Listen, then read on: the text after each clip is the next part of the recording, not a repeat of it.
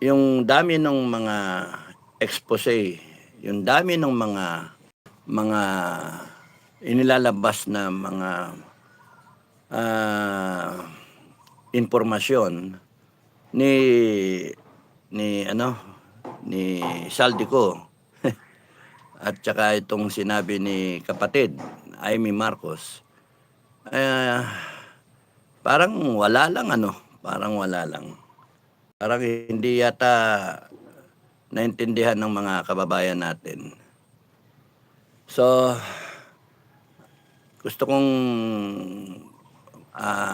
talakayin na itong lahat ng to ay napaka delikado sa kalagayan ng bansa natin. Kaya threat to national security. The President, Bongbong Marcos, is a threat to our national security. Hindi ko ma-imagine kung siya ay lulun sa droga o addict, no? Tapos sa araw-araw na nagpapatakbo siya ng bansa natin, paano yun? Kung yung mga desisyon na critical, paano niya magagampanan yun? O, kunyari, ang West Philippine Sea,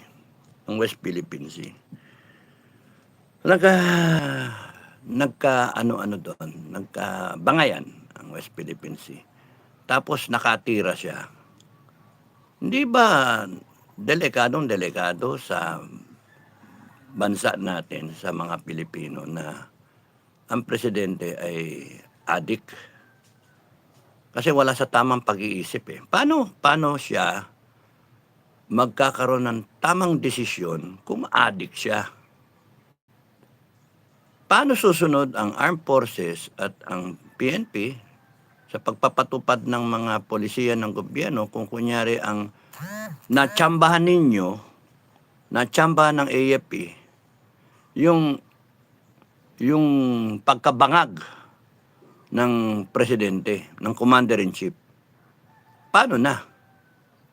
Pero sa mga nangyayari ngayon, lumalabas na parang baliwala lang eh. Parang tanggap lang ng AFP. Hindi ako maniwala na hindi nyo alam eh, na adik ang presidente. Hindi ako maniwala eh. So ngayon ang pumapasok sa isipan ko, ano ba kayo? Bayad ba kayo? Pati ba kayo tumanggap ng baka? Pati ba kayo tumanggap ng pabor? O magkanong naging usapan nyo? Kung bakit hindi nyo na makita ang nakalagay sa mata nyo, dollar sign o whatever sign, peso sign. Kung nakuha kayo sa peso sign, ang cheap nyo naman. Parang, ang linaw-linaw, ang mga mamamayan, kitang-kita, nadinig, yung sinabi ni Amy, pero parang baliwala pa rin. Now, let me tell you, si Marcos, sa tingin nyo ba, mga Pilipino, mga kababayan, AFP-PNP, sa tingin nyo ba it would matter kung si Marcos ay hindi presidente? At it would matter to us kung hindi siya presidente, will it matter na siya ay bangag? Wala tayong pakialam dyan. Magpakabangag ka maghapon. Tumira ka ng tumira maghapon. Wala akong pakialam sa iyo. Wala kaming pake sa iyo. Ma-overdose ka, mamatay ka. Wala kaming pake. Nagkakaroon lang ng pake ang Pilipino kasi presidente ka ng Pilipinas. Hinalal ka ng taong bayan. 31 million ang bumoto sa iyo. 1 million lang ang shirt mo dun sa boto ni Inday Sara. Nagkakaroon kami ng salita, ng concern, ng kinakailangan igiit namin yung importansya ng sitwasyon natin ngayon ay hindi pwede na ang isang presidente baliw sa droga, bangag. Hindi pwede. Eh kung hindi ka presidente, pakialam ko. Pakialam ko sa'yo, putragis ka, mamatay ka, okay lang sa akin, wala akong paki sa'yo. Yan, si Marcos, si Bongbong Marcos, bangag yan. Eh, no, ngayon, hayaan mo siya. Kagustuhan niya yun eh. Hayaan mo siya matukhang, kaya hayaan mo siyang ma-EJK. Hayaan mo siya. Pakialam nyo, eh, buhay niya yan eh. O, di ba? Buhay niya. Pakialam nyo ba kay Bongbong? Kung nagpaka-droga siya, maya't maya sumisinghot siya, may white powdery substance. Wala tayong pakialam. Wala kayong pakialam kung bangag yan. Wala. Kung hindi siya presidente. Pero presidente siya ng Pilipinas. Kaya every Filipino has the right to question his ability to lead us as the president.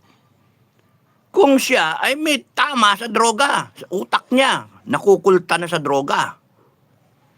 Because every decision, everything that he does, everything that all the agencies of government ang ginagawa, lahat ng sanghay ng gobyerno, lahat ng empleyado ng gobyerno, nasa kanya yung responsibilidad.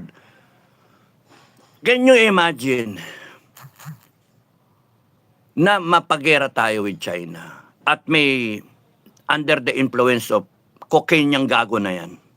Ha? Can you imagine? Bongbong, makinig ka, ha? Okay kung magpakabangag ka eh, okay. Kung hindi ka presidente ng Pilipinas, pero mahiya ka. Putragis presidente ka ng Pilipinas. Di ba? Mapapagera tayo na walang saysay, maraming mamamatay dahil sa yung state of mind mo, wala sa hulog. Kasi bangag ka nga eh. Tapos, yung mga flood control project na yan, dahil sa pagkabangag mo, pirma ka ng pirme. Pirma ka ng pirma at sumigi-sige, yung mga nakapaligid sa'yo, yung pinsan mo, nagnakaw na nagnakaw. Ilang baka? Ano sabi? Ha? 2 baka. Kada buwan. Ng putya yan, 2 baka kada buwan. Ano yun? Grabe kayo. Bukod pa yun doon sa insertion. Eh paano nga bangag eh? Paano nga may problema sa droga?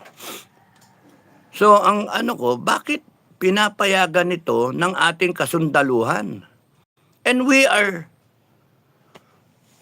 expecting the armed forces, the PNP. Putragis kung kunyari ang simpleng tao, nakita mo, adik, hulihin eh. Ito presidente ng Pilipinas, hindi nyo galawin? Hindi nyo magalaw? Presidente ng Pilipinas, pwede tayong isabak niyan sa martial law. Pwede tayong isabak niyan sa gera. Pwede tayong kung ano-anong gawin niyan na mapahamak ang bawat Pilipino. Kita mo yung mga policy decisions. Tapos yung mga salita niya na wala siyang paki. Tapos sasabihin niya yung kapatid niya, yung si Amy, hindi ko kapatid yan. Si Raulo, putragis. Eh kahit, meron siya admission doon, ha? Nung tinanong siya, anong masasabi mo kay Amy Marcos? Ang sagot niya, we should not wash our dirty linens, parang ganon, along that line, in public. So, ibig sabihin, may katotohanan yung sinasabi ni Amy Marcos. Kasi you shouldn't wash your linen in public. Huwag ka magpapakita na naglalaba ka ng marurumi mong damit ng pamilya na nakikita ng madla. Sinabi ni Marcos yun. Slip of the tongue eh. Pero kung tutusin, kung hindi totoo yung sinabi ni Amy Marcos, dapat ang sagot niya, hindi katotohanan. Wala yan, hindi totoo yan. Excuse me. Pero yung we shouldn't wash our dirty linens in public, expression na yung baho mo, huwag mong ilabas sa publiko. Parang inaamin niya, yung may pagkabangag talaga siya. Addicted talaga siya. Na hindi dapat sinabi ni Amy Marcos. So, balik tayo. Yung sinasabi niya si Browner, General Browner, si Omet Browner, na sinabi ni Omet Browner sa media, sa taong bayan, na kinakailangan lumaban ang AFP ng 20 to 30 days. Hold out. 20 to 30 days. Tayo muna ang lalaban. Tayo muna unang lalaban. Hintayin natin after 30 days na tayo yung nakikipaglaban bago dadating yung Amerikano.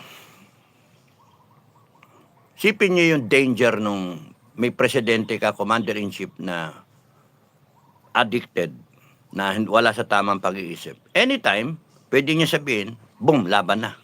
Anytime, pwede niya sabihin, yung Navy, yung Coast Guard, banatan nyo ng water cannon o whatever. Banatan nyo na ng baril. Pak, pak, pak, pak. Tapos gera na tayo. 20 to 30 days.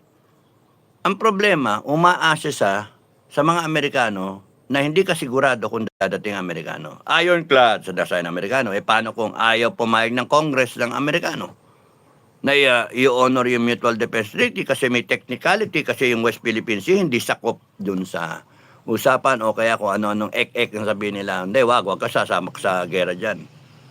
Kaibigan natin ng China eh.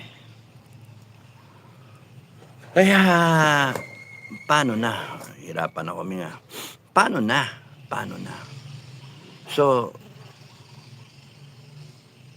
paano kung di dumating ang Amerikano? Tapos napalaban tayo. Kaya sinasabi na tayong mga kababayan, SFGF, at kung sino man, ay maganda na tulungan ng AFP na lumaban. Nakakainis nakakapikong ka AFP Gusto nyo tulungan namin kayo, pero kayo ayaw nyo tulungan yung taong bayan. Dahil sa inyo, dahil sa hindi nyo uphold the Constitution, follow the chain of command. We're loyal to the Commander-in-Chief. Mga salita ninyo, defend the Filipino people. Paano nyo dinedependan yung taong bayan? Ninanakawan na nga, wala pa rin kayo. Anong ginagawa nyo? Wala. Sinabi na nga bangagang presidente, anong ginagawa nyo? Wala. Parang baliwala lahat Why? Are you paid? Or you are just simply stupid or incompetent na mga commander na hindi nyo nakikita, yung nakikita namin? Gusto nyo bang umabot talaga tayo sa hindi magandang sitwasyon? Because nananahimik kayo. Palagay natin, nagkagera. Paano na? Hindi dumating Amerikano. Paano? And then itong Bongbong Marcos, yung bangag niya na pamilya, lilipad lang sila for a safer place. Pwede Guam, pwede Hawaii, pwede mainland, pwedeng Europe o whatever. Basta iwanan tayo. O sino ngayon ang kawawa? Tayo. Sino ngayon ang enjoying? Sila. Dala pa niya, baong pa niya yung kanyang mga cocaine. Snip, snip, snip, snip. Kawawa tayo.